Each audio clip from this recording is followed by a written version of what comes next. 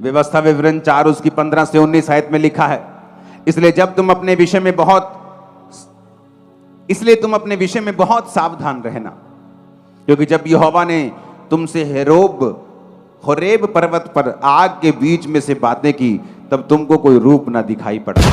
कहीं ऐसा ना हो कि तुम बिगड़कर पुरुष स्त्री के, चाहे पृथ्वी पे किसी चलने वाले पशु, आकाश के उड़ने वाले किसी पक्षी, भूमि पर रेंगने वाले किसी जंतु, पृथ्वी के जल में रहने वाली किसी मछली के रूप की कोई भी मूर्ति खोद कर बना लो। और जब तुम आकाश की ओर आंखें उठाकर सूर्य, चंद्रमा और तारों को, अर्थात आकाश का सारा तारागण देखो, तो बहकर उन्हें दंडवत करके उनकी सेवा करने लगो, जिसको तुम्हारे परमेश्वर यहोवा ने धरती पर के सब देश वालों के लिए रखा है। परमेश्वर ने कहा यहां पर भी कि जब तुम कोई मूर्ति देखो, आकाश की ओर देखकर सूर्य, चंद्रमा, तारागण को देखो, देखने का बड़ा महत्व है कि फिर देखकर उनकी सेवा करने लगो। क्या देखना है आपको मालूम होना चाहिए।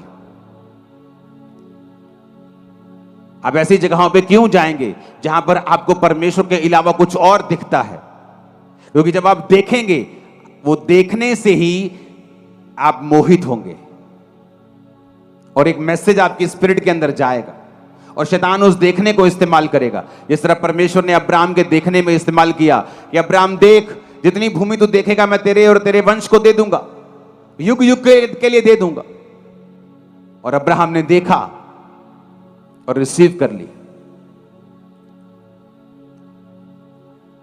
जो परमेश्वर आपको दिखाना चाहता है आप नहीं देख सकते अगर आप शैतान के दिखाई हुई चीजों को देखेंगे तो।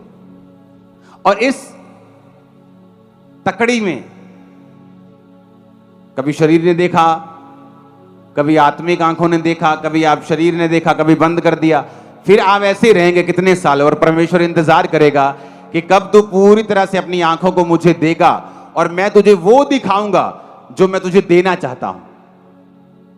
आप जो बैठे हो ना, और इस समय लाखों लोग देख रहे हैं ऑनलाइन, और ब्रांचेस में बैठे हैं लाखों वहां पे देख रहे हैं, ये एक विजन था जो परमेश्वर ने मुझे दिया था, दिखाया था।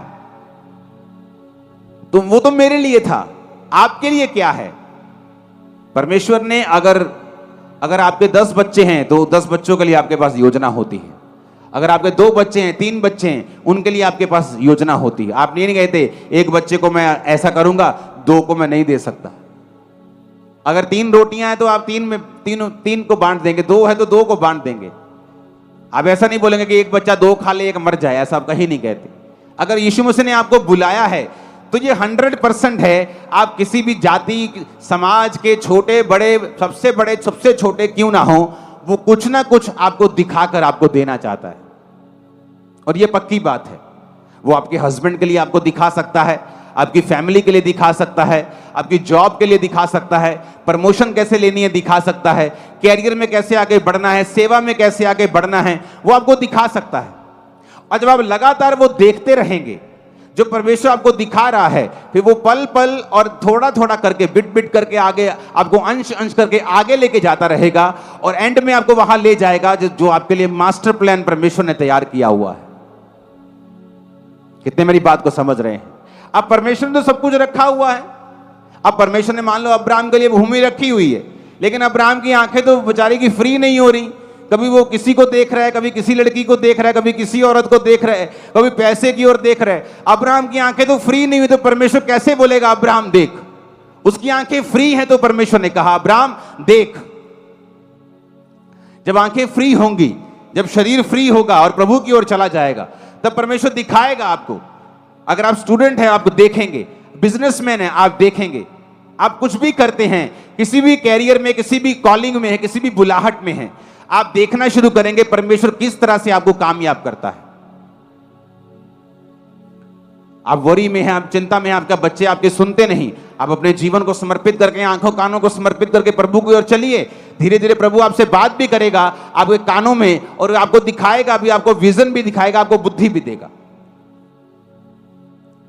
मुझे पता नहीं जी मैं क्या करूं बिजनेस, क्योंकि तुम्हारी आंखें और कान प्रभु के लिए समर्पित नहीं है। जब तुम समर्पित कर दोगे, तुम्हें दिखना भी शुरू हो जाएगा और तुम सुनना भी शुरू कर दोगे। कितने मेरी बात को समझ रहे हैं?